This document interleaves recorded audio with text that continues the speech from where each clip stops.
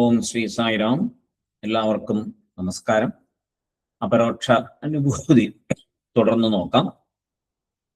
ശ്രീഹരി പരമാനന്ദം ഉപദേഷ്ടാരമീശ്വരം വ്യാപകം സർവലോകാനാം കാരണം തം നമാമ്യഹം.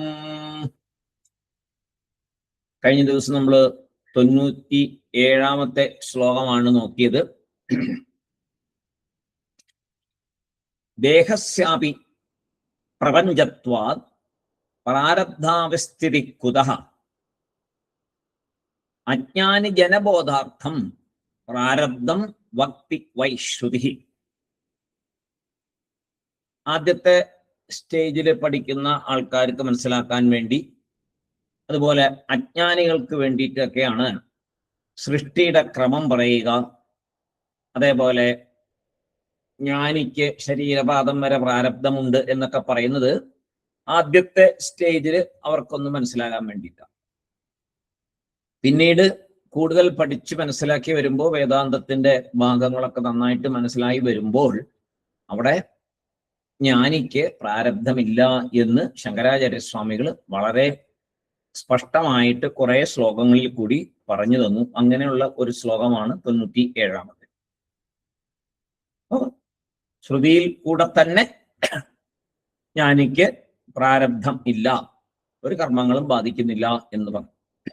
അടുത്തത് ക്ഷീയന്തേ ചാസ്യ കർമാണി തസ്മിൻ ദൃഷ്ടേ പരാവരേ ബഹുത്വം തന്നിഷേധാർത്ഥം ശ്രുത്യാ ഗീതം ച തത്സ്ഫുടം ആണ് 98-ാമത്തെ ശ്ലോകമായിട്ട് വരുന്നത്. ക്ഷീയന്തേ ചാസ്യ കർമാണി തസ്മിൻ ദൃഷ്ടേ പരാവരേ ബഹുത്വം തന്നിഷേധാർത്ഥം ശ്രുത്യാ ഗീതം ച തത്സ്ഫുടം. എന്താണെന്ന് നോക്കാം. മുണ്ടക ഉപനിഷത്തില് ഭിദ്യതേ ഹൃദയഗ്രന്ഥി ചിദ്യന്തേ സർവസംശയാഹ എന്നൊരു പ്രയോഗമുണ്ട്. മുണ്ടക ഉപനിഷത്ത് ഒരു പ്രയോഗമുണ്ട്. ഭിദ്യതേ ഹൃദയഗ്രന്ഥി ചിദ്യന്തേ സർവസംശയാഹ. ഈ കാര്യം തന്നെയാണ് ഇവിടെയും ആചാര്യസ്വാമി നമുക്ക് പറയുന്നത്. ജ്ഞാനം ലഭിച്ച ഉടൻ ഭിദ്യതേ ഹൃദയഗ്രന്ഥി. ഹൃദയഗ്രന്ഥി ഭിദ്യത എന്ന് പറഞ്ഞാൽ എന്താണ്? സംസാര ദുഃഖം ഇല്ലാതാകും. ഹൃദയഗ്രന്ഥി ഭിദ്യത എന്ന് പറയുമ്പോൾ സംസാര ദുഃഖം ഇല്ലാതാകുന്നു. സംസാരമേ ഇല്ലാതെ കണ്ടുപോകും. അവിടെ പിന്നെ എങ്ങനെയാ ദുഃഖം ഉണ്ടാകുന്നേ? അറ്റാച്ച്മെന്റുകളൊന്നും ഇല്ലാണ്ടാകും. അപ്പൊ പിന്നെ ദുഃഖത്തിന് വഴിയില്ല. ഛിദ്യന്തേ സർവസംശയാഹ. എല്ലാ സംശയങ്ങളും നീങ്ങുന്നു. സംശയങ്ങളുണ്ടല്ലോ, ധാരാളം സംശയങ്ങളുണ്ടല്ലേ നമുക്ക്. ആത്മകാര്യങ്ങൾ പഠിച്ചു വരുമ്പോ തന്നെ ഒരുപാട് സംശയങ്ങളുണ്ട്. അതൊക്കെ മുന്നോട്ട് വരുംതോറും കുറേശ്ശെ ആയിട്ട് മാറിയിട്ട് ജ്ഞാനി ആവുമ്പോഴത്തേക്ക് എല്ലാ സംശയങ്ങളും മാറിയിട്ടുണ്ട്. പിന്നെ അവിടെ സംശയമൊന്നുമില്ല. ആ പരമാനന്ദ അവസ്ഥയിൽ ഇരിക്കുക എന്നുള്ളത് മാത്രമേ ഉള്ളൂ. ഒരു സംശയങ്ങൾക്കും അവിടെ ഇടമില്ല.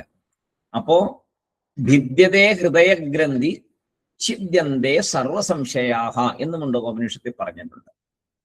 എല്ലാ സംശയങ്ങളും നീങ്ങിയാൽ അതിന്റെ അർത്ഥം എന്താ? ജീവൻ മുക്തനായി എന്നർത്ഥം. മുക്ത എന്ന് പറഞ്ഞാൽ ആ ജീവ വിചാരത്തിൽ നിന്ന് മുക്തനാവുക എന്നുള്ളത്. എന്താ പറയാ, ആത്മസാക്ഷാത്കാരം ഉണ്ടാവുക. സ്വയം ആത്മാ എന്ന് തിരിച്ചറിയുക. ഞാൻ ജീവൻ എന്നുള്ള വിചാരത്തിൽ നിന്ന് ഞാൻ ആത്മാ എന്നുള്ള വിചാരത്തിലേക്ക് ഉയർന്നു വരുന്നതാണ് മുക്തി.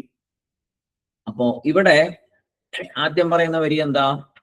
ക്ഷീയന്തേ ച അസ്യ കർമാണി. ക്ഷീയന്തേ ച അസ്യ കർമാണി. അസ്യ എന്ന് പറഞ്ഞാൽ ആരുടെയാ? ഇവിടെ ജ്ഞാനിയുടെ കർമാണി. എല്ലാ കർമ്മങ്ങളും ക്ഷീയന്തേ ഇല്ലാതാകുന്നു. ജ്ഞാനിക്ക് ആ ജ്ഞാനിയുടെ എല്ലാ കർമ്മങ്ങളും ഇല്ലാതാകുന്നു. 3 തരം കർമ്മങ്ങളൊക്കെ പറയുന്നുണ്ടല്ലോ, അതെല്ലാം ഇല്ലാതാകുണ്ടാവും. എപ്പോഴാ അതില്ലാണ്ടാവുന്നേ? തസ്മിൻ പരാവരേ ദൃഷ്ടേ. തസ്മിൻ ദൃഷ്ടേ പരാവരേ. തസ്മിൻ പരാവരേ ദൃഷ്ടേ. പരാവരം എന്ന് പറഞ്ഞാൽ ഇവിടെ ബ്രഹ്മസ്വരൂപം. ദൃഷ്ടേ എന്ന് പറയുമ്പോൾ ഇവിടെ കാണുക എന്നുള്ളതല്ല, അറിയപ്പെടുമ്പോൾ. എപ്പോഴാണ് സ്വയം ആത്മാ എന്ന് തിരിച്ചറിയുമ്പോൾ, അതാണ് ജ്ഞാനഭാവം. ആ ജ്ഞാനഭാവത്തിലേക്ക് എത്തുമ്പോൾ, ജ്ഞാനിയായി മാറുമ്പോൾ, ദൃഷ്ടേ പരാവരെ, പരാവരത്തെ അറിയുമ്പോൾ, അതായത് ബ്രഹ്മസ്വരൂപത്തെ അറിയുമ്പോൾ, പരബ്രഹ്മത്തെ അറിയുമ്പോൾ ആ ജീവന്റെ എല്ലാ കർമ്മങ്ങളും നശിക്കുന്നു. എപ്പോ ഒരിക്കൽ സ്വയം ആത്മാ എന്ന് തിരിച്ചറിയുന്നു, അവിടെ പിന്നെ ഒരു കർമ്മങ്ങളും ഇല്ല. നമ്മൾ പറഞ്ഞു ജന്മങ്ങളുടെ കണക്കൊന്നും അവിടെ ഇല്ല, കാരണം ജന്മമില്ലാത്തവനാണ് ആത്മ. ആത്മാ എന്ന് പറഞ്ഞാൽ എല്ലാ സ്ഥലത്തും നിറഞ്ഞു നിൽക്കുന്ന ആ സ്വരൂപം, സത് സ്വരൂപം. അതിന് ജന്മങ്ങളില്ല, ആദിയില്ല, അന്തവുമില്ല, തുടക്കവുമില്ല, ഒടുക്കവുമില്ല, അവസാനവുമില്ല. അതെപ്പോഴും എന്നും എല്ലാ സ്ഥലത്തും എവിടെയും ആ അവസ്ഥ, ആ ഭാവം. അപ്പൊ അങ്ങനെ വരുമ്പോ അതേപോലെയാണ് ഇവിടെ. എപ്പോഴൊരിക്കൽ ബ്രഹ്മസ്വരൂപമാണ് സ്വയം തിരിച്ചറിയുന്നുവോ ആ സമയം എല്ലാ കർമ്മങ്ങളും നശിക്കുന്നു, എല്ലാ സംശയങ്ങളും മാറുന്നു. ബഹുത്വം തൻ നിഷേധാർത്ഥം. പിന്നെന്താ പറയുന്നത് ഇവിടെ? ബഹുത്വം തൻ നിഷേധാർത്ഥം ശ്രുത്യാഗീതം ച സ്ഫുടം എന്നാണ് പറഞ്ഞത്.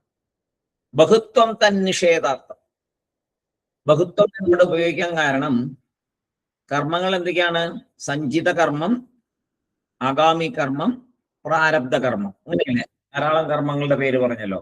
സഞ്ചിതം നേരത്തെ കൂട്ടി വെച്ചിരിക്കുന്നത്, ആഗാമി ഈ ജന്മത്തിൽ നമ്മൾ കൂട്ടുന്നത്, പ്രാരബ്ധം സഞ്ചിതത്തിൽ നിന്ന് എടുത്ത് തന്ന് നമ്മളിപ്പോൾ അനുഭവിച്ചുകൊണ്ടിരിക്കുന്നത്.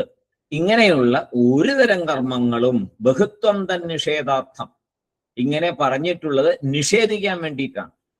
അതിനെ നിഷേധിക്കാൻ, ബഹുത്വം തൻ, ആ എല്ലാ കർമ്മങ്ങളും പോകും എന്ന് നിഷേധിക്കാൻ വേണ്ടിയിട്ടാണ് പ്രാരബ്ധവും ചേർത്ത് നിഷേധം പറയുന്നത്. പ്രാരബ്ധവും ചേർത്ത് നിഷേധം, ബഹുത്വം തൻ നിഷേധാർത്ഥം എന്ന് പറയാൻ കാരണം എല്ലാ കർമ്മങ്ങളും പോകും. പ്രാരബ്ധം എന്ന് പറയുമ്പോൾ അതിനും കൂടെ ചേർത്താണ് ഉദ്ദേശിച്ചിരിക്കുന്നതിനാണ് ബഹുത്വം വന്നിരിക്കുന്നത്. ശ്രുത്യായത് സ്ഫുടം ഗീതം. ശ്രുത്യ, ശ്രുതിയാൽ, ശ്രുതിയാൽ, വേദത്തില് ശ്രുതിയാൽ, ഉപനിഷത്തുക്കളാൽ, ശ്രുതിയാൽ, യത് സ്ഫുടം ഗീതം വ്യക്തമായി പറയപ്പെട്ടിരിക്കുന്നു. ശ്രുതിയിൽ കൂടി വ്യക്തമായി പറയപ്പെട്ടിരിക്കുന്നു. എന്ത്?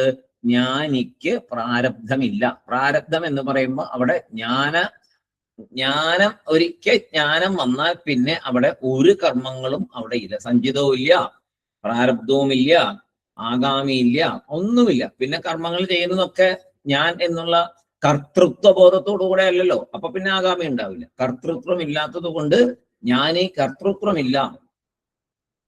എല്ലാം ബ്രഹ്മമായിട്ട് കാണുമ്പോൾ അവിടെ ഞാൻ ചെയ്യുന്നു എന്നൊരു ചിന്തയേ ഇല്ല. അങ്ങനെ വരുമ്പോ സർവവും ഈശ്വരാർപ്പണമാണ്. പൂർണ്ണ സമർപ്പണത്തോടു കൂടിയിരിക്കുന്ന ഒരു വ്യക്തിയാണ് ജ്ഞാനി. അവിടെ ഞാൻ എന്നുള്ളൊരു സംഭവമില്ല. ഞാൻ അപ്രത്യക്ഷമാകുമ്പോൾ ജ്ഞാനമായി, ഞാൻ അപ്രത്യക്ഷമാവും. എന്നിട്ട് എന്താവും? ആത്മാ എന്ന് മാത്രമായി ഒരു ബോധം, ആത്മാ എന്നുള്ള ഒരു സ്ഥിതി, എന്താ, സത് ഉണ്ട് എന്ന് മാത്രമുള്ളൊരു സ്ഥിതി.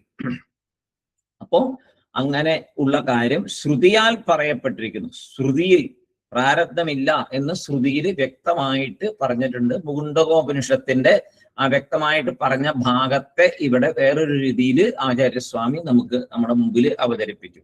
മുണ്ടകോപനിഷത്തിൽ വിദ്യതേ ഹൃദയഗ്രന്ഥി ചിദ്യന്തേ സർവസംശയാഹ എന്ന് പറഞ്ഞു. ഇവിടെ ആചാര്യസ്വാമികൾ അതിനെ ക്ഷീയന്തേ ചാസ്യ കർമാണി തസ്മിൻ ദൃഷ്ടേ പരാവരെ എന്ന് പറഞ്ഞു. അതിനെ റെഫർ ചെയ്തുകൊണ്ടാണ്, മുണ്ടകോപനിഷത്തിൽ അതിനെ റെഫർ ചെയ്തുകൊണ്ട് തന്നെയാണ് ആചാര്യസ്വാമി ഇവിടെ തീർത്തും ആ ഒരു കാര്യം പറഞ്ഞത്. ജ്ഞാനിക്ക് പ്രാരബ്ധം ഇല്ല എന്ന് തീർത്തു പറഞ്ഞു. ഈ അടുത്ത ശ്ലോകം 99, ആ ശ്ലോകത്തോടു കൂടി ആചാര്യസ്വാമി ആ വിഷയം അവിടെ അവസാനിപ്പിക്കുകയാണ്. ഇടയില് ആണ് പെട്ടെന്ന് ഈ ഒരു വിഷയം കയറി വന്നു. ഇടയില് ജ്ഞാനിയുടെ പ്രാരബ്ധ കാര്യം കയറി വന്നു. അതെന്തിനാ പെട്ടെന്ന് അങ്ങനെ വരാൻ കാരണം എന്ന് വെച്ച് കഴിഞ്ഞാൽ ജ്ഞാനത്തിന്റെ മഹത്വത്തെ കാണിക്കാൻ വേണ്ടിയിട്ടാണ്. ഇടയ്ക്കൊന്ന് ഓർമ്മിപ്പിക്കണ്ടേ നമ്മൾ ഈ എന്തിനാണ് വേണ്ടിയാണോ നമ്മൾ ഇതെല്ലാം ചെയ്യുന്നത്, ഇതെല്ലാം വായിക്കുന്നതും പഠിക്കുന്നതും മനസ്സിലാക്കുന്നതും സാധന ചെയ്യുന്നതും എല്ലാം എന്തിനു വേണ്ടിയാണോ അതിനെ ഒന്നുകൂടെ ഇടയിൽ ഓർമ്മിപ്പിച്ച് അതിന്റെ മഹത്വം, നമ്മൾ പോകുന്ന വഴി നല്ല വഴിയാണ്, ശരിയായ വഴിയാണ്, അറിഞ്ഞിരിക്കേണ്ടത് തന്നെയാണ്, ജീവിതത്തിന്റെ അന്തിമ ലക്ഷ്യത്തിൽ എത്തിയാൽ എന്ത് നേട്ടം എന്ന് നമ്മളെ വീണ്ടും ഓർമ്മിപ്പിക്കാനായിട്ടാണ് ആചാര്യസ്വാമി ജ്ഞാനിയുടെ പ്രാരബ്ധ കർമ്മങ്ങളെ കുറിച്ച് പറഞ്ഞ്. എന്നുവെച്ചാൽ ജ്ഞാനം വന്ന ശേഷം എന്താണ് ഗുണം എന്നറിയണമല്ലോ. ജ്ഞാനം വന്നു, ശരി, സച്ചിദാനന്ദം എന്നൊക്കെ പറയും. അപ്പൊ എന്താ അതുകൊണ്ട് നമുക്കൊരു പ്രയോജനം കിട്ടുന്ന എന്നൊരു സാമാന്യ നിലയ്ക്ക് ഒരു ചിന്ത ഉണ്ടാവുമല്ലോ. ഈശ്വരന്റെ അടുത്തിരിക്കുന്നു, ഈശ്വരനെ ലയിക്കുന്നു, ഇങ്ങനെയൊക്കെയാണല്ലോ നമ്മൾ കേൾക്കുന്നത്. എന്താണ് അതുകൊണ്ട് സംഭവിക്കുന്നത് എന്ന് പറഞ്ഞാൽ, എല്ലാ കർമ്മങ്ങളും ഒടുങ്ങി ഇനി ഒരു ജന്മമില്ല എന്നുള്ള അവസ്ഥയിലേക്ക് എത്തും. അപ്പോ ഒരു സംശയം വരും, ആ പ്രാരബ്ധം ഉണ്ടെന്നാണല്ലോ പല സ്ഥലത്തും പറഞ്ഞിരിക്കുന്നത് എന്നൊരു സംശയം വരും. അപ്പൊ അതിനെ ആചാര്യസ്വാമി പറഞ്ഞു, അത് അജ്ഞാനികൾക്ക് വേണ്ടി പറഞ്ഞതാണ്, തുടക്കക്കാർക്ക് വേണ്ടി പറഞ്ഞതാണ്. ശരിയായിട്ട് പഠിച്ചു മുന്നേറി വരുമ്പോ അതൊക്കെ മാറും. എങ്ങനെയാണോ സൃഷ്ടിയെക്കുറിച്ചൊക്കെ ആദ്യം പറയുന്നത്, അതുപോലെ തന്നെ മാത്രമേ ഉള്ളൂ അത്. ശരിക്കും ജ്ഞാനം വന്നു കഴിഞ്ഞാൽ ഒരു കർമ്മങ്ങളും അവിടെ ഇല്ല എന്നുള്ളതിനെ കുറെ കാരണങ്ങളും നമുക്ക് പറഞ്ഞു. ഇനി ഇതിന്റെ അവസാനത്തെ 99-ാമത്തെ ശ്ലോകം ഈ സെക്ഷനില് പ്രാരബ്ധത്തെ, ജ്ഞാനിയുടെ പ്രാരബ്ധം എന്നുള്ള സെക്ഷനിലെ അവസാനമായിട്ട് 99-ാമത്തെ ഒരു ശ്ലോകം പറയുന്നു. ഉച്യതേജ്ഞൈർബലാച്ഛൈതത് ഉച്യതേജ്ഞൈ ബലാച്ഛൈതത് തദാനർത്ഥദ്വയാഗമഃ വേദാന്തമതഹാനം ച യതോ ജ്ഞാനമിതി ശ്രുതിഃ.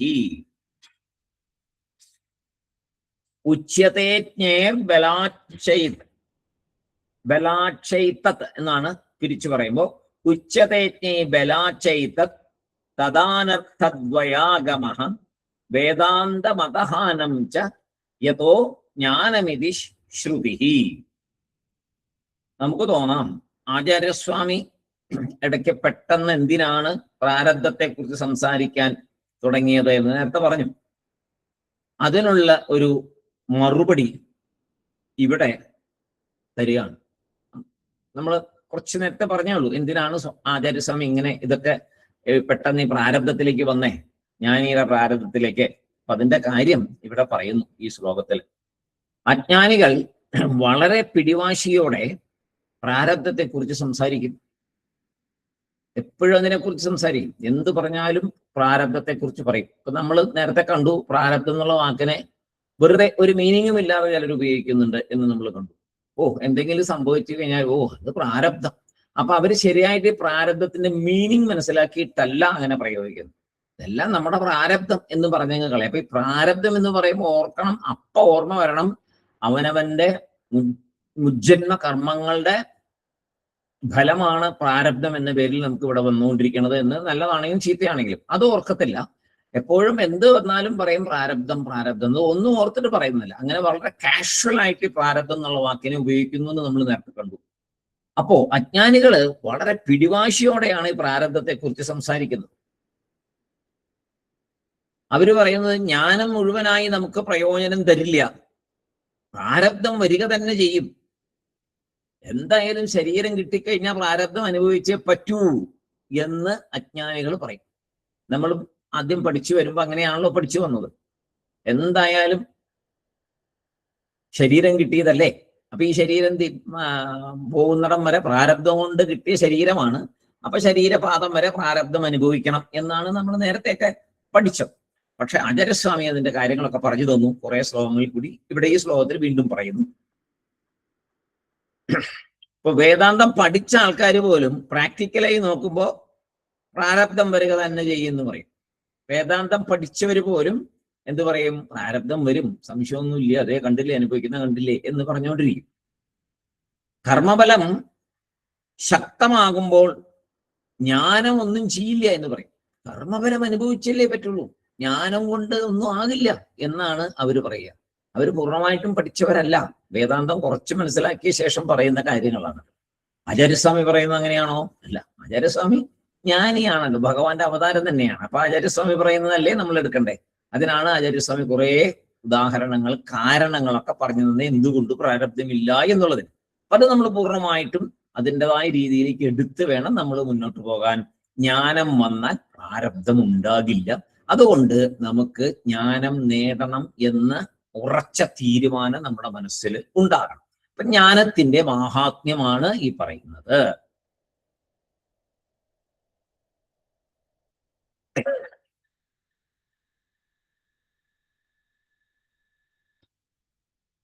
ഇപ്പോ ഒരു ഉദാഹരണം പറഞ്ഞത്, ഒരാളൊരു പുസ്തകം എഴുതുകയായിരുന്നേ, ഒരു പുസ്തകം എഴുതിക്കൊണ്ടിരിക്കുക. അപ്പോ മനസ്സില് രണ്ട് നായകള് ശണ്ട കൂടുന്ന പോലെ തോന്നി അദ്ദേഹത്തിന്. മനസ്സിൽ രണ്ട് കാര്യങ്ങൾ തമ്മിൽ ഭയങ്കര വൈരുദ്ധ്യങ്ങൾ, ശണ്ട കൂടും അയാളുടെ മനസ്സിൽ. അപ്പോ അത് പറഞ്ഞു, ഇങ്ങനെ രണ്ട് ഭയങ്കര ശണ്ട ഉണ്ടായിക്കൊണ്ടിരിക്കുകയാണ്, എന്നാ ചെയ്യേണ്ടതെന്ന് അറിയാൻ മേല എന്ന്. അപ്പൊ മറ്റേ ആൾ ചോദിച്ചു, അതിലേതാണ് ജയിക്കുക എന്ന്. ഒന്ന് ലവും ഒന്ന് ഹേട്രഡുമാണ്. അതിലേത് ജയിക്കും? ഒന്ന് ലവ്, ഒന്ന് ഹേട്രഡ്. ഏതാണ് ജയിക്കുക? അപ്പൊ പറഞ്ഞു, രണ്ട് നായകളാണ്, ഒന്ന് ഹേട്രഡും ഒന്ന് ലവും. അപ്പൊ മറ്റേ ആള് പറഞ്ഞു, ഏതിനാണോ കൂടുതൽ തീറ്റ കൊടുക്കുന്നത് അത് കൂടുതൽ ബലശാലിയായി മാറും, അപ്പൊ അത് ജയിക്കും. നല്ലൊരു ഉദാഹരണം. രണ്ട് നായകള്, സ്നേഹവും വെറുപ്പും. അതിലേതാണ് ജയിക്കുക എന്ന് ചോദിച്ചപ്പോ പറഞ്ഞു, ഏതിനാണോ കൂടുതൽ തീറ്റ കൊടുത്ത് കൂടുതൽ ബലശാലിയായിട്ട് വളരുന്നത് അത് ചെയ്യും. അല്ലേ? അങ്ങനെയല്ലേ സംഭവിക്കാറ്? ലോകത്തിൽ അങ്ങനെ തന്നെയാണല്ലോ സംഭവിക്കുന്നത്. അപ്പോ കൂടുതൽ ആയിട്ട് ഏതിനെ വളർത്തുന്നു അതാണ് അവിടെ സ്ഥാനം പിടിക്കുക. അപ്പോ അജ്ഞാനികൾ പ്രാരബ്ധം അനുഭവിച്ചേ തീരൂ എന്നൊരു കൂട്ടർ പറയുമ്പോ ആചാര്യസ്വാമി അതിനെ ശക്തമായി എതിർത്തു. അപ്പൊ ആര് ജയിക്കും? ആചാര്യസ്വാമി തന്നെ ജയിക്കും. ശക്തമായിട്ട് കൂടുതൽ ശക്തി കൊടുത്തത് എവിടേക്കാണ്? പ്രാരബ്ധമില്ല എന്ന് എസ്റ്റാബ്ലിഷ് ചെയ്തു കുറെ ശ്ലോകങ്ങളിൽ കൂടി. അജ്ഞാനികള് പ്രാരബ്ധം ഉണ്ട് ഉണ്ട് ഉണ്ട് എന്ന് പറഞ്ഞുകൊണ്ടിരുന്നു. ആചാര്യസ്വാമികൾ ഇല്ലേ ഇല്ല ഇല്ല എന്ന് സ്ഥിരീകരിച്ചു. ആചാര്യസ്വാമിയുടെ മുമ്പില് ആർക്കും ജയിക്കാം. ആചാര്യസ്വാമി സർവജ്ഞപീഠം കയറിയ ആളാണല്ലോ. അപ്പോ എല്ലാ മതക്കാരോടും ഈ അദ്വൈത സിദ്ധാന്തത്തെ പറഞ്ഞ് സകല മറ്റു സിദ്ധാന്തങ്ങളെയും പരാജയപ്പെടുത്തിയ ആളാണ്. അപ്പൊ അങ്ങനെയുള്ള ആചാര്യസ്വാമിയാണ് ഇവിടെ പറയുന്നത് പ്രാരബ്ധം ഇല്ല, സംശയിക്കണ്ട. അപ്പൊ അതിന് നമുക്ക് മനസ്സിലാവുന്ന രീതിയിൽ കുറെ കാര്യങ്ങളും പറഞ്ഞു തന്നു. അങ്ങനെ ആ പ്രാരബ്ധമില്ല എന്നുള്ളതിന് കൂടുതൽ ബലം കൊടുത്തുകൊണ്ട് കാര്യങ്ങൾ മനസ്സിലാക്കി. ജ്ഞാനം സർവകർമ്മഫലത്തെയും ഭസ്മമാക്കും. ജ്ഞാനം സർവകർമ്മഫലങ്ങളെയും ഭസ്മമാക്കും. അപ്പോ അജ്ഞാനി എന്താ പറയുന്നത്? അദ്ദേഹം ജ്ഞാനിയാണ്, വലിയ സന്യാസിയായിട്ടൊക്കെ നടക്കുന്ന ജ്ഞാനിയാണ്, എന്നാലും കണ്ടില്ലേ എന്തെല്ലാം പ്രാരബ്ധമാണ് അനുഭവിക്കുന്നത്. അദ്ദേഹത്തിന് നടക്കാൻ വയ്യ, ഇരിക്കാൻ വയ്യ, കാലില് നീര്, കയ്യില് നീര്, അല്ലെങ്കിൽ കിഡ്നിക്ക് പ്രോബ്ലം, 100,000 പ്രശ്നങ്ങള്, ഇഞ്ചക്ഷൻ എടുക്കുന്നു, ഡോക്ടറെ കാണുന്നു, മരുന്ന് കഴിക്കണു. പ്രാരബ്ധം അനുഭവിച്ചാലേ തീരൂ. സന്യാസിയായിട്ട് എന്താ കാര്യം? പ്രാരബ്ധമുണ്ടല്ലോ എന്നാണ് സാധാരണ പറയുക. അപ്പോ ആചാര്യസ്വാമി ഇവിടെ പറയുന്നു, അവർക്ക് കഷ്ടപ്പാടും സാഹചര്യമൊക്കെ നമുക്ക് കാണാം. നമ്മൾ അജ്ഞാനിയാണല്ലോ, നമുക്കിത് നോക്കുമ്പോൾ അവരെല്ലാം ഇത് അനുഭവിക്കുന്നു നമുക്ക് തോന്നുകയാണ്. അവർക്ക് അങ്ങനെ ഇല്ല. അവര് ശാരീരികമായിട്ടുള്ള ഒന്നും അനുഭവിക്കുന്നില്ല, നമുക്ക് തോന്നുന്നു മാത്രമേ ഉള്ളൂ. അവര് ശരീരമല്ല, അവര് ശരീരത്തെ ഞാൻ എന്ന് വിചാരിക്കുന്നവരല്ല. അവര് ഞാൻ ആത്മാ എന്ന് വിചാരിച്ച് നടക്കുന്നവരാണ്. അങ്ങനെ മനസ്സിലാക്കിയിരിക്കുന്നവരാണ്. അവരുടെ മനസ്സ് ശാന്തമായിട്ടാണ് ഇരിക്കുന്നത്. അവരിതുകൊണ്ട് വേദന എടുത്ത് പൊളയുകയോ മലവിളിക്കുകയോ എൻ്റെ ഒരു പ്രാരബ്ധം എന്ന് വിളിച്ചു പറയുകയോ ഒന്നും ചെയ്യത്തില്ല.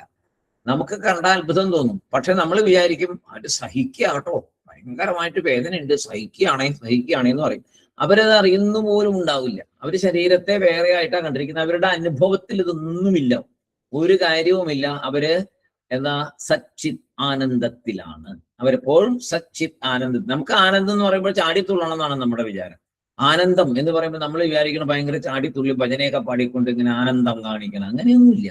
ഭജനയൊക്കെ പാടുമ്പോൾ ചിലരങ്ങനെ കൈയൊക്കെ പൊക്കി ഭയങ്കര പെട്ടെന്ന് ചാടി എണീറ്റ് ഏതാണ്ട് ഒരു വല്ലാത്ത ലോകത്തിലേക്ക് എത്തിയ പോലെയൊക്കെ കാണിക്കുക. അതൊക്കെ വെറും മനസ്സിന്റെ ചില കപട പരിപാടികളാണ്. അല്ലാതെ ശരിയായിട്ടുള്ള കാര്യങ്ങൾ അങ്ങനെയൊന്നുമില്ല. ആ ചാടിത്തുള്ളിലൊന്നുമല്ല ആനന്ദം. ആനന്ദം എന്ന് പറഞ്ഞാൽ ആ മനസ്സ് വേറൊന്നിലും വ്യാപരിക്കാതെ സ്വമഹിംനി, നേരത്തെ നമ്മൾ ഈ വാക്ക് പഠിക്കുക, സ്വമഹിംനിയിൽ ഇരിക്കലാണ്. സ്വന്തമായിട്ടുള്ള ആ സന്തോഷത്തിൽ, അവനവന്റെ ഉള്ളിലുള്ള സച്ചിത് ആനന്ദം, ആ ആനന്ദത്തിൽ ഇരിക്കലാണ്. വേറൊന്നുമില്ല അവിടെ, ഒന്നുമില്ലാത്തൊരവസ്ഥ. അല്ലാതെ ചാടിത്തുള്ളലും അത് ഇന്ദ്രിയങ്ങളുമായിട്ടുള്ള ബന്ധമില്ലാത്തൊരവസ്ഥയാണ്. നമ്മൾ കാണിക്കുന്ന സന്തോഷമൊക്കെ നമ്മൾ സന്തോഷമുണ്ട് എന്ന് കാണിക്കുന്നതൊക്കെ ഇന്ദ്രിയമായിട്ട് ബന്ധപ്പെടുത്തിയിട്ടാണ്. അപ്പൊ അങ്ങനെയാണ് പല സദസ്സുകളിലും പല സ്ഥലങ്ങളിലും ഭജനയൊക്കെ വരുമ്പോൾ ഇങ്ങനെ ആൾക്കാർ തുള്ളുന്നതും പിടിക്കുന്നതൊക്കെ അത് ശരീരത്തെ പിടിപ്പിക്കുന്നത്. അവിടെ ഇന്ദ്രിയങ്ങളെ ബലപ്പെടുത്തി ഇന്ദ്രിയങ്ങളിലേക്ക് പലതും അങ്ങനെ വശം കൊണ്ടുവന്നിട്ടാണ് ചാടുന്നതും തുള്ളുന്നതും ഒക്കെ. എന്താ വെച്ചാൽ അത് ഇന്ദ്രിയത്തെ ഉപയോഗിക്കും. പാട്ട് കേട്ടിട്ട് പെട്ടെന്ന് എന്താ പറയാ, ദൈവം വന്നു, ദൈവവിളി വന്നു. അതാ അയ്യപ്പന്റെ പാട്ട് കേട്ടപ്പോ അവിടെ അയ്യപ്പൻ ഇളകി, മുരുകന്റെ പാട്ട് കേട്ടപ്പോ മുരുകൻ വന്നു. അതെങ്ങനെയാ പറ്റണേ? അതല്ലല്ലോ, ഇന്ദ്രിയങ്ങളിൽ കൂടെ ഒരിക്കലും നടക്കില്ല. അത് ഇതൊക്കെ പഠിച്ചാലല്ലേ പറയാൻ പറ്റുള്ളൂ. ചെവി കൂടി പാട്ട് കേട്ട ഉടനെ ഈശ്വരൻ ഇളകുമോ ശരീരത്തിൽ? ഈശ്വരൻ എങ്ങനെ ഇളകുന്ന ആളാണോ? എന്തൊക്കെ മണ്ടത്തരവാ നമ്മൾ കണ്ട് പഠിച്ചുകൊണ്ടിരിക്കുന്നത്. ഈശ്വരൻ വന്ന ഉടനെ തുള്ളാൻ തുടങ്ങുക. ഈശ്വരൻ തുള്ളുന്ന ആളാണോ? തുള്ളിക്കളിച്ചുകൊണ്ടിരിക്കുന്ന ആളാണോ? ഒരുപാട് വിഡ്ഢിത്തങ്ങൾ നമ്മൾ കണ്ടുകൊണ്ടിരിക്കുന്നുണ്ട്. അത് വെളിച്ചപ്പാട് തുള്ളുക, തുള്ളിക്കൊണ്ടേയിരിക്കും. ഈശ്വരൻ ആ ശക്തി എപ്പോഴും തുള്ളിക്കൊണ്ടിരിക്കുവോ? എന്തൊക്കെ മണ്ടത്തരങ്ങളാണ് കാണുന്നത്. ഇതൊക്കെ ആദ്യത്തെ സ്റ്റേജിലുള്ളവരാ. ഫസ്റ്റ് സ്റ്റേജിൽ അങ്ങനെയൊക്കെയാണ് ആ ഈശ്വരനിലേക്ക് വരുന്നത്. ഇങ്ങനെയൊക്കെ പല പല പല പല കാര്യങ്ങളിൽ കൂടെയാണ്. ഓരോ മനസ്സും എന്താ, കോടിക്കണക്കിന് ജനങ്ങളുടെ മനസ്സ് കോടിക്കണക്കിന് രീതിയിലാണ്. ആ കോടിക്കണക്കിനുള്ള രീതിയിൽ പല രീതിയിലുള്ള പ്രാകൃത ഭക്തി നമ്മൾ നേരത്തെ പഠിച്ചല്ലോ. ശയന പ്രദർശനം, ശൂലം കുത്തല്, ഇതൊക്കെ പ്രാകൃത ഭക്തി പഠിച്ചത്. അവർ പ്രാകൃത ഭക്തിയിൽ കൂടി അവർ ശരിയായ ഭക്തിയിലേക്ക് വരും. ഒരു സമയത്ത് അവരും വന്നോളും. ഏതെങ്കിലും ഒരു ജന്മത്തിൽ അവരും വരും. അപ്പോ ഈ കാണുന്ന ഇത് നമ്മൾ ഇത്രയൊക്കെ പഠിച്ചിട്ട് ഇതൊന്നും കണ്ടുപോയി മയങ്ങിപ്പോയി മനസ്സിൽ ആവശ്യമില്ലാത്ത സംശയങ്ങൾ വരരുത്. അതിനാണ് ഇവിടെ പറഞ്ഞ് ചിദ്യന്തേ സർവസംശയാഹ. എല്ലാ സംശയങ്ങളും മാറണം. ജ്ഞാനത്തിലേക്ക് വരുംതോറും ഒരു സംശയം ഉണ്ടാകരുത്. ഇതിപ്പോ ഈ അയ്യപ്പന്റെ വേഷം കെട്ടിട്ട് തുള്ളുന്നവര് ഒരു കനലിൽ ചാടുക, തീക്ക് അകത്ത് ചാടുക, ഇതൊന്നുമല്ലല്ലോ. ഈശ്വരനും ബ്രഹ്മം അതാണോ, ആത്മാ അതാണോ? ഇതൊന്നുമല്ല. അതിലൊന്നും പോയി മയങ്ങി വീണേക്കരുത്. അങ്ങനെ ഒത്തിരി പേര് ഇങ്ങനെ അബദ്ധങ്ങൾ കാണിക്കുന്നുണ്ട്. നന്നായിട്ട് പഠിച്ചിട്ടും പിന്നെയും പോയിട്ട് ഇതിന്റെ പുറകെ ചെന്നിച്ച് ഓരോ മനസ്സിനെ അതിനകത്ത് തളച്ചിട്ട് എത്രത്തോളം ജ്ഞാനം അറിവ് നേടിയോ അതെല്ലാം കൊണ്ട കളയുന്നുണ്ട്. ദ്വൈതഭാവത്തിലേക്ക് വന്ന് അത് വേറെ ഇത് വേറെ എന്നൊക്കെ വിടും. ആ ഈശ്വരൻ എന്ന് പറഞ്ഞാൽ ഇങ്ങനെ ഒരു പ്രത്യേക രീതി. അതേമാതിരി ചില ഈ സിനിമകളിലൊക്കെ കണ്ട് കണ്ട് കണ്ട് കണ്ട് ആൾക്കാർക്ക് ഒരു ധാരണയുണ്ട് പ്രേതം എന്ന് പറഞ്ഞാൽ. ഈ ശരീരം വിട്ടുപോകുമ്പോൾ ഉള്ള അതിന്റെ പേരാണ് ശരീരത്തെ വിടുക. അതാണ് പ്രേതം എന്നുള്ളത്, അല്ലാതെ വേറൊന്നുമല്ല. അതിന് സംസ്കൃതത്തിൽ ഉപയോഗിക്കുന്ന വാക്കാണ്. ശരീരം വിട്ട ഒരവസ്ഥയ്ക്കാണ് പ്രേതം. ഈ ശരീരത്തെ ഉപേക്ഷിച്ചു എന്നുള്ളതാണ്. അപ്പോ അവിടെ ഇതേമാതിരി ഇങ്ങനെ കുറെ സിനിമകളിലും അതേമാതിരി ചില മന്ത്രവാദികളൊക്കെ ആവേശിച്ചിരിക്കുന്നു പറഞ്ഞാൽ പിന്നെ ചില പ്രത്യേക ശബ്ദങ്ങൾ ഉണ്ടാക്കുക, പ്രത്യേക ആക്ഷൻ കാണിക്കുക. ആരും സമാധാനമായിട്ട് ഇരിക്കുന്നവരല്ല, എല്ലാവരും ബഹളം വെക്കുക, കൈ കാലിട്ടടിക്കുക, എന്തെല്ലാമോ കാണിക്കുന്ന രീതിയിൽ. ഇതൊക്കെ കാണുമ്പോൾ സത്യം പറഞ്ഞാൽ നല്ല ശരിക്കും ആസ്വദിച്ചാൽ ചിരിക്കാം. നമുക്ക് അതിനെ അത് കണ്ടുകൊണ്ട് ചിരിക്കാം. എന്തൊരു മണ്ടത്തരമായി കാണിക്കുന്നതെന്ന് പറഞ്ഞുകൊണ്ട് നമുക്ക് മനസ്സിലാക്കാൻ പറ്റും. അല്ലാതെ അതിനകത്ത് പോയി കുടുങ്ങരുതൊരിക്കലും. അതൊന്നുമല്ല ഈശ്വരീയത. ഇത്രയും പഠിച്ചു കഴിയുമ്പോൾ മനസ്സിലാക്കണം. അപ്പോ അങ്ങനെ ലൗകിക ജീവിതത്തിൽ നോക്കുമ്പോൾ കഷ്ടപ്പാടോ സാഹചര്യങ്ങളോ ഒക്കെ നമുക്ക് അജ്ഞാനികൾക്ക് തോന്നാം. പക്ഷേ ആഴ്ന്ന മനസ്സിൽ ജ്ഞാനി ശാന്തത അനുഭവിച്ചു കൊണ്ടിരിക്കുകയാണ്, ആനന്ദം അനുഭവിച്ചു കൊണ്ടിരിക്കുകയാണ് എന്ന് നമ്മൾ വ്യക്തമായിട്ട് മനസ്സിലാക്കണം. ഉച്യതേ അജ്ഞൈഹി ബലാത് ഏതത്. ഏതത് എന്ന് പറഞ്ഞാൽ പ്രാരബ്ധം സത്യം എന്നത്. ഏതത് പ്രാരബ്ധം സത്യം എന്നത് അജ്ഞൈഹി അജ്ഞാനികളാൽ ബലാത് ശക്തമായി ഉച്യതേ പറയപ്പെടുന്നു. അജ്ഞാനികൾ വളരെ ശക്തമായിട്ടാണ് പറയുന്നത്. ഇതേ നോക്കൂ, ആ ശരീരം കണ്ടോ, ശരീരം കിട്ടിയത് പ്രാരബ്ധം കൊണ്ടാണ്. നിങ്ങൾ പറയുന്ന പോലെ തന്നെ പ്രാരബ്ധം കൊണ്ടാണ് ശരീരം കിട്ടിയിരിക്കുന്നത്. പിന്നെ അത് അനുഭവിച്ചല്ലേ പറ്റുള്ളൂ. അതാണ് അവരുടെ ശക്തമായ വാദം. അതിനെയാണ് ആചാര്യസ്വാമി ഖണ്ഡിച്ചത്. നമ്മുടെ കയ്യില് ജ്ഞാനബലം ഇല്ലാത്തതിനാൽ നമ്മൾ എന്ത് ചെയ്യും? നമ്മുടെ കയ്യിൽ ഇപ്പൊ ജ്ഞാനത്തിന്റെ ബലം വന്നോ? ഇല്ല, നമ്മൾ ആ പടി കയറിക്കൊണ്ടിരിക്കുന്നേ ഉള്ളൂ. നമ്മുടെ കയ്യിൽ ജ്ഞാനബലം ജ്ഞാനത്തിന്റെ ബലം നമ്മുടെ കയ്യിൽ വരുമ്പോൾ തീർച്ചയായിട്ടും എന്താ പറയാ, ബലവും ഫലത്തെ കൂടി ജ്ഞാനത്തിന്റെ ഫലമായ ബലം വരുമ്പോൾ നമുക്ക് എന്ത് പറയാൻ പറ്റും? തീർച്ചയായിട്ടും പറയാൻ പറ്റും, ഇവിടെ ജ്ഞാനി പ്രാരബ്ധം അനുഭവിക്കുന്നില്ല എന്ന്. ഇപ്പൊ അജ്ഞാനാവസ്ഥയിലിരിക്കുമ്പോൾ നമുക്ക് നമ്മുടെ മനസ്സ് ബലമായിട്ട് പറയും അനുഭവിക്കുന്നുണ്ട്, പ്രാരബ്ധം അനുഭവിക്കുന്നു എന്ന്. അപ്പോ ജ്ഞാനത്തിന് പ്രാരബ്ധത്തിനെ നശിപ്പിക്കാനുള്ള ശക്തി ഇല്ല എന്ന് വിചാരിച്ചാൽ എന്താ കുഴപ്പം? ജ്ഞാനത്തിന് പ്രാരബ്ധത്തിനെ നശിപ്പിക്കാനുള്ള ശക്തി ഇല്ല എന്ന് വിചാരിച്ചാൽ അനർത്ഥദ്വയ ആഗമഃ രണ്ട് വിധമായ അനർത്ഥങ്ങൾ ഉണ്ടാകും, രണ്ട് വിധമായ സങ്കടമുണ്ടാകും. എന്താണ് രണ്ട് വിധത്തിലുള്ള സങ്കടം ഉണ്ടാവുക? രണ്ട് വിധത്തിലുള്ള തെറ്റുകൾ ഉണ്ടാകുന്ന എന്താണ്? രണ്ട് വിധത്തിലുള്ള അനർത്ഥം ഉണ്ടാകുന്നത് എന്താണ്? പ്രാരബ്ധത്തിനെ നശിപ്പിക്കാനുള്ള ശക്തി ജ്ഞാനത്തിനില്ല എന്ന് പറഞ്ഞാൽ രണ്ട് വിധത്തിലുള്ള അനർത്ഥങ്ങൾ ഉണ്ടാവും. എന്തൊക്കെയാണവ? വേദാന്ത മതഹാനം ച, വേദാന്തം പറയുന്നത് തെറ്റ് എന്ന് വരും. വേദാന്തം പറയുന്നത് തെറ്റ് എന്നൊരു ദോഷം അവിടെ വരും. അത് വലിയ ദോഷമല്ലേ?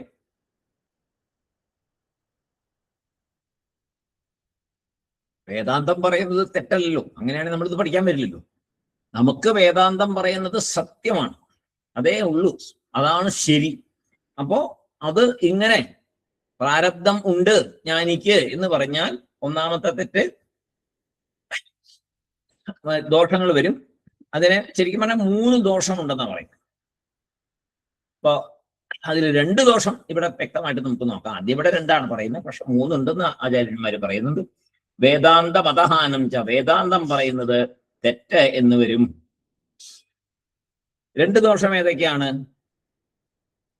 അനിർമോക്ഷ പ്രസംഗ, അതായത് മോക്ഷം ലഭിക്കില്ല എന്ന നിലവിൽ, മോക്ഷം ലഭിക്കില്ല എന്ന നിലവിൽ. പ്രാരബ്ധമുണ്ട്, പ്രാരബ്ധം അനുഭവിക്കുന്നു ജ്ഞാനി എന്ന് വന്നാൽ പിന്നെ അവിടെ മോക്ഷമില്ല. അത് വലിയൊരു, വേദാന്തം പറയുന്നത് മോക്ഷം ജീവിച്ചിരിക്കുമ്പോൾ തന്നെ മോക്ഷം എന്നാ പറഞ്ഞിരിക്കുന്നത്. ശരീരത്തിലിരിക്കുമ്പോഴേ മോക്ഷം, മുക്തി, ജീവൻ മുക്തി എന്ന് പറയുന്നുണ്ടോ? ജീവനോട് ഇരിക്കുന്ന സമയത്ത് തന്നെ മുക്തി എന്ന് പറയുന്നുണ്ടല്ലോ. അപ്പൊ പിന്നെ മോക്ഷം ലഭിക്കില്ല എന്ന നില അത് വന്നാൽ അത് തെറ്റായ സന്ദേശമാണ് തരിക. അനിർമോക്ഷ പ്രസംഗ എന്ന് പറഞ്ഞാൽ സാഹചര്യം. അപ്പൊ അങ്ങനെ ഒരു ജീവന് ജ്ഞാനം വന്നാലും പ്രാരബ്ധമുണ്ട് എന്ന് വന്നാൽ അത് വേദാന്തത്തിൽ പറഞ്ഞതിനെ നിഷേധിക്കുന്ന ഒരു പരിപാടിയായിട്ട് മാറും. മോക്ഷം ലഭിക്കില്ല എന്ന ഒരു സന്ദേശം അതിൽ കൂടി വരും. അതുകൊണ്ട് അത് പാടില്ല. 2, ജ്ഞാനസമ്പ്രദായ ഉച്ഛേദ. ജ്ഞാനസമ്പ്രദായം തന്നെ ഇല്ലാണ്ടാവും. ഗുരു ശിഷ്യന്റെ, എന്തിനാണ് ഗുരു ശിഷ്യ ബന്ധം എന്നൊരു ആവശ്യകത ഉണ്ടായത്? എന്തിനു വേണ്ടിയിട്ടാ? ജ്ഞാന സമ്പാദനത്തിന് വേണ്ടിയിട്ട്. ശിഷ്യന്റെ ജ്ഞാനം സമ്പാദിക്കാനായി ഗുരുവിനെ സമീപിക്കുന്നു. ജ്ഞാനിഷ്ഠനായ ഗുരു ശിഷ്യന് ജ്ഞാനം ഉപദേശിക്കും. ജ്ഞാനനിഷ്ഠനായ ഗുരു ശിഷ്യന് ജ്ഞാനം ഉപദേശിക്കുന്നു. ഈ ആ പരമ്പര തന്നെ ഇല്ലാതെ ഉണ്ടാവും. എങ്ങനെ? ജ്ഞാനിക്കും പ്രാരബ്ധമുണ്ട് എന്ന് പറഞ്ഞാൽ അവിടെ ഗുരു പ്രാരബ്ധം അനുഭവിച്ചുകൊണ്ടിരിക്കുന്ന ആളായിട്ട് മാറും. ശരിയായിട്ടുള്ള ജ്ഞാനിയായുള്ള ഗുരു ഇത് അനുഭവിക്കുന്ന ആളല്ല. ജ്ഞാനിയായ ഗുരു, ജ്ഞാനനിഷ്ഠനായ ഗുരു പ്രാരബ്ധം അനുഭവിക്കുന്ന ആളല്ല. പക്ഷെ അജ്ഞാനിയായിട്ട് നമ്മൾ അങ്ങോട്ട് ചെല്ലുമ്പോൾ നമുക്ക് തോന്നുന്നു. പക്ഷെ വേദാന്തം പഠിച്ച് മുന്നോട്ട് വരുമ്പോൾ നമ്മൾ അത് ശരിയല്ല, അദ്ദേഹം ജ്ഞാനാവസ്ഥയിൽ തന്നെയാണ് ഇരിക്കുന്നത് എന്ന് നമ്മൾ മനസ്സിലാക്കും. അജ്ഞാനി മനസ്സിലാക്കില്ല. നമ്മൾ പഠിച്ചു വരുമ്പോൾ നമ്മൾ ആ പാതയിൽ കൂടെ മുന്നേറുമ്പോൾ നമുക്ക് മനസ്സിലാവും. അപ്പോ അങ്ങനെയുള്ള ആ സാഹചര്യങ്ങളെല്ലാം നഷ്ടപ്പെടും. എങ്ങനെ? എല്ലാവരും ഇത് പറയുമ്പോൾ ജ്ഞാനിക്ക് പ്രാരബ്ധം ഉണ്ട് എന്ന് നമ്മൾ വിശ്വസിച്ചാൽ എന്തുണ്ടാവും? ജ്ഞാനസമ്പ്രദായ ഉച്ഛേദ. 2 തരത്തിലെ ദോഷങ്ങൾ പറഞ്ഞു. അനിർമോക്ഷ പ്രസംഗ, ജ്ഞാനസമ്പ്രദായ ഉച്ഛേദ. ഇങ്ങനെ 2 ദോഷങ്ങൾ അവിടെ ഉണ്ടാകും. അപ്പോ ഗുരുശിഷ്യ പരമ്പര തന്നെ ഇല്ലാണ്ടാവും. മോക്ഷം ലഭിക്കും എന്ന് പറയാൻ പറ്റില്ല. ഇങ്ങനെയുള്ള പ്രശ്നങ്ങളൊക്കെ ഉണ്ടാവും. ജ്ഞാനം മോക്ഷം നൽകില്ല എങ്കിൽ പിന്നെ ജ്ഞാനി ഉണ്ടാവുമോ? ഇല്ല, ജ്ഞാനി ഉണ്ടാകത്തില്ലല്ലോ. ജ്ഞാനം മോക്ഷം ലഭിക്കില്ല, മോക്ഷം തരില്ല ജ്ഞാനം എന്നാ പറഞ്ഞ പിന്നെ ജ്ഞാനി ഉണ്ടാകില്ല. അപ്പോ ഗുരു ഉപദേശം ചെയ്യാൻ, ജ്ഞാനം പറഞ്ഞു തരാൻ, ജ്ഞാനത്തിന്റെ ഉപദേശം തരാനായിട്ട് ഗുരു ഇല്ലാതെ ഉണ്ടാവും, ആ പരമ്പരയെ ഇല്ലാതെ ഉണ്ടാവും. അപ്പൊ എന്തുണ്ടാവും? ജ്ഞാനി എന്ന് പറയാൻ ആളില്ലല്ലോ. കാരണം പ്രാരബ്ധം അനുഭവിച്ചുകൊണ്ടിരിക്കുമ്പോൾ ജ്ഞാനി എന്ന് പറയാൻ പറ്റുമോ? പറ്റില്ല. അപ്പൊ എന്തായി? അയാളും അജ്ഞാനിയാണ്. അപ്പൊ അജ്ഞാനി അജ്ഞാനിക്ക് ഉപദേശം നൽകുന്നൊരു കാലമോ, അജ്ഞാനി അജ്ഞാനിക്ക് ഉപദേശം നൽകും. അതുകൊണ്ട് പിന്നെ എന്താ വിശേഷം? ഒരു വിശേഷവും ഇല്ല. അപ്പൊ ആ ഒരു രീതി എനിക്ക് വരും. ശരിയായിട്ടുള്ള ഗുരു ശിഷ്യ ബന്ധങ്ങൾ ഇല്ലാതെ ഉണ്ടാവും. അങ്ങനെ അന്ധന്മാരുടെ ഒരു പരമ്പര ഉണ്ടാവും എന്നാ പറയുന്നത്. ഇത് ഈ വിശ്വാസത്തിൽ മുന്നോട്ട് പോയ ഏതില് ജ്ഞാനിക്കും പ്രാരബ്ധമുണ്ട് എന്ന വിശ്വാസത്തിൽ കൂടി മുന്നോട്ട് പോയാൽ രണ്ട് തരത്തിലുള്ള അനർത്ഥങ്ങൾ ഉണ്ടാവും. അനിർമോക്ഷ പ്രസംഗ, ജ്ഞാനസമ്പ്രദായ ഉച്ഛേദ. അങ്ങനെ വരുമ്പോൾ അന്ധപരമ്പരകൾ ഉണ്ടായിത്തീരും. ഗുരു ശിഷ്യ പരമ്പരകൾ ഇല്ലാതെ ഉണ്ടാവും. ജ്ഞാനം പകർന്നു നൽകാൻ ആളില്ലാതെ ഉണ്ടാവും. ജ്ഞാനി ഉണ്ടാവില്ല. മൂന്നാമതൊന്നുകൂടെ പറയുന്നുണ്ട്. ഒരു അനർത്ഥം കൂടെ മൂന്നാമത് പറയുന്നുണ്ട്. വേദാന്ത മതം, അതിന് ഹാനി വരും. അദ്വൈതം എന്നുള്ള ആ വേദാന്തം അത് ഇല്ലാതെ ഉണ്ടാവും. അത് ആ മതമേ നശിച്ചു പോകും. എങ്ങനെ വരുമ്പോ? ജ്ഞാനിക്കും പ്രാരബ്ധമുണ്ട് എന്ന് വരുമ്പോ വേദാന്ത മതം തന്നെ നശിച്ചു പോകും. യതഃ ജ്ഞാനം ഇതി ശ്രുതി. ഏത് ഉപനിഷത്തിൽ നിന്ന് ജ്ഞാനം വരുന്നുവോ സാ ശ്രുതി ഗ്രാഹ്യ. അതാണ് അവസാനം പറയുന്നത്. യതഃ ജ്ഞാനം ഇതി ശ്രുതി എന്നൊരു സംഭവം പറയുന്നുണ്ട്. ഏത് ഉപനിഷത്തിൽ നിന്ന് ജ്ഞാനം വരുന്നുവോ സാ ശ്രുതി ഗ്രാഹ്യ. ആ ഉപനിഷത്തിനെ സ്വീകരിക്കണം. ഏത് ഉപനിഷത്ത് വാക്യത്തിൽ നിന്ന് ജ്ഞാനം വരുന്നുവോ ആ ഉപനിഷത്തിനെ സ്വീകരിക്കണം. ജ്ഞാനം എല്ലാ കർമ്മഫലത്തെയും നശിപ്പിക്കും എന്ന ഉപനിഷത്ത് വാക്യത്തെ ആണ് ജീവിതത്തില് ആത്മീയമായിട്ടുള്ള കാര്യങ്ങൾ പഠിക്കുന്ന വ്യക്തി, വേദാന്തം പഠിക്കുന്ന ആള്, ജ്ഞാനം എല്ലാ കർമ്മഫലത്തെയും നശിപ്പിക്കും എന്ന ഉപനിഷത്ത് വാക്യത്തെ ആണ് പഠിക്കേണ്ടത്. അവിടെയാണ് കണ്ടെത്തിച്ചത്. ആദ്യം കുറെ കാര്യങ്ങൾ പഠിച്ചു വരും. അവിടെ നിന്നൊക്കെ മുന്നേറിയിട്ട് അവസാനം വന്ന് നിൽക്കേണ്ടത് വേദാന്തം പഠിക്കുന്ന ആള് ഉറപ്പിക്കണം മനസ്സില്. കുറെ ശ്രുതിവാക്യങ്ങള് ജ്ഞാനം പ്രാരബ്ധത്തെ നശിപ്പിക്കും എന്നതിന് ഇപ്പൊ പറഞ്ഞു. ക്ഷീയന്തസ്യ കർമാണിയൊക്കെ പറഞ്ഞു. അതുപോലെയുള്ള ശ്രുതിവാക്യങ്ങളിൽ മാത്രമായിരിക്കണം കൂടുതലായിട്ട് ശ്രദ്ധിക്കേണ്ടത്. ആദ്യത്തെ സ്റ്റേജില് വേറെ ശ്രുതിവാക്യങ്ങൾ കാണും. മുന്നോട്ട് വരുംതോറും യഥാ ജ്ഞാനം ഇതി ശ്രുതി സാ ശ്രുതി ഗ്രാഹ്യ എന്ന് പറഞ്ഞാണ് ഇവിടെ ഇതിന്റെ വിവരണത്തില് പറഞ്ഞിരിക്കുന്നത്. ജ്ഞാനം എല്ലാ കർമ്മഫലത്തെയും നശിപ്പിക്കും എന്ന ഉപനിഷത്ത് വാക്യത്തെ ആയിരിക്കണം എല്ലാ വേദാന്ത പഠിതാക്കളും സ്വീകരിക്കേണ്ടത്. അതിൽ ഉറച്ച് വിശ്വസിക്കുകയും വേണം.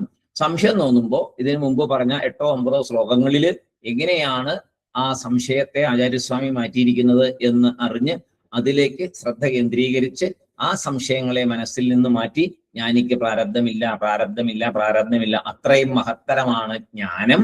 അതുകൊണ്ട് തീർച്ചയായിട്ടും ജ്ഞാനം ലഭിക്കാൻ തന്നെയായിരിക്കണം നമ്മുടെ പ്രവർത്തനങ്ങൾ.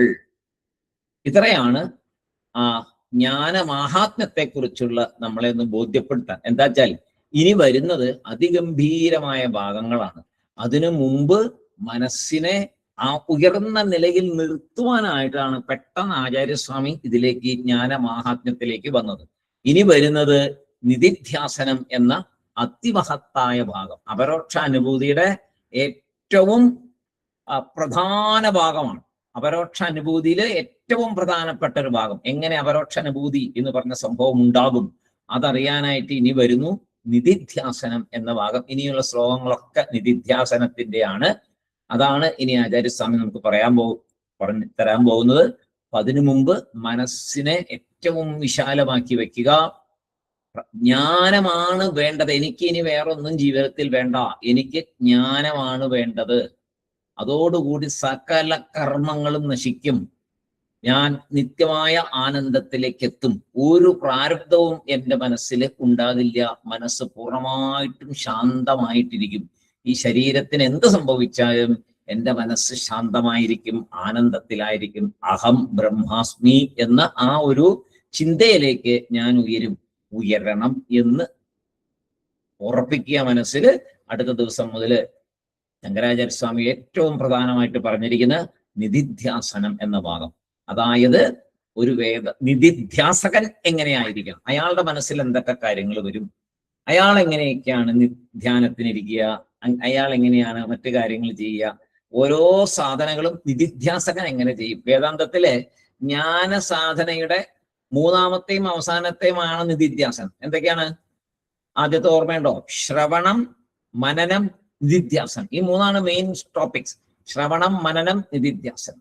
മനനം എന്ന് പറഞ്ഞാൽ വിചാരം ചെയ്യൽ. നിധിധ്യാസനം എന്ന് പറഞ്ഞാൽ ഈ പഠിച്ചതിനെയൊക്കെ പ്രാക്ടിക്കലായിട്ട് അപ്ലൈ ചെയ്തുകൊണ്ട് അതില് സ്ഥിരമായിട്ട് നിഷ്ഠയായിട്ട് ഇരിക്കണം. അപ്പൊ നമുക്കത് ഇതേവരായിട്ടില്ലല്ലോ. നമ്മളിതിങ്ങനെ കുറെ പഠിച്ചു, ശ്രവണം നടത്തി, ധാരാളം ശ്രവണം നടത്തി. മനനവും ഇപ്പൊ ആചാര്യസ്വാമി കുറെ വിചാരങ്ങളെ ചെയ്ത് മനനവും പറഞ്ഞു. പക്ഷെ നമ്മൾ ആരും നിഷ്ഠയിലേക്ക് എത്തിയിട്ടില്ല. നമുക്കൊരു നിഷ്ഠ വന്നിട്ടില്ല, ജ്ഞാനനിഷ്ഠയിലേക്ക് നമ്മൾ എത്തിയിട്ടില്ല.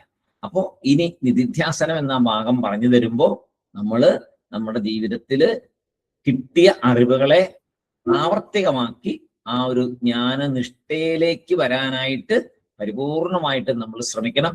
അതിന് ഭഗവാൻ ബാബ നമ്മളെ അനുഗ്രഹിക്കട്ടെ. ഈ വഴിയിലേക്ക് എത്തിച്ച അദ്ദേഹമാണ്. അദ്ദേഹം നമ്മളെ അനുഗ്രഹിക്കട്ടെ. ശങ്കരാചാര്യസ്വാമികളും ഈ അന്തരീക്ഷത്തിൽ അദ്ദേഹം നിറഞ്ഞു നിൽക്കുന്നുണ്ട്. അദ്ദേഹവും നമ്മളെ അനുഗ്രഹിക്കട്ടെ എന്ന് പ്രാർത്ഥിച്ചുകൊണ്ട് ഇന്നത്തെ നമുക്ക് ക്ലാസ് ഇവിടെ അവസാനിപ്പിക്കാം. അടുത്ത ദിവസം നിധിധ്യാസനം എന്ന 100ാമത്തെ ശ്ലോകത്തിൽ നമുക്ക് ആരംഭിക്കാം. ഓം പൂർണ്ണമദ പൂർണ്ണമിദം പൂർണ്ണാത് പൂർണ്ണമുദച്യത്തെ പൂർണ്ണസ്യ പൂർണ്ണമാദായ പൂർണ്ണമേവാവശിഷ്യത്തെ. ഓം ശാന്തി ശാന്തി ശാന്തി. ഹരി ഓം തത്സത്. ബ്രഹ്മാർപ്പണമസ്തു. എല്ലാവർക്കും സായിരാം. അടുത്ത ദിവസം വീണ്ടും കാണാം.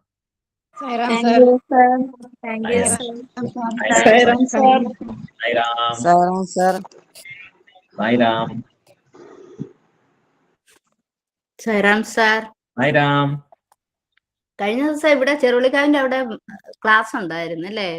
പിള്ളേരുടെ പേര് സാറ് സാറിന്റെ വൈഫൊക്കെ ഉണ്ടായിരുന്നു. ഞാനിങ്ങനെ നമ്മുടെ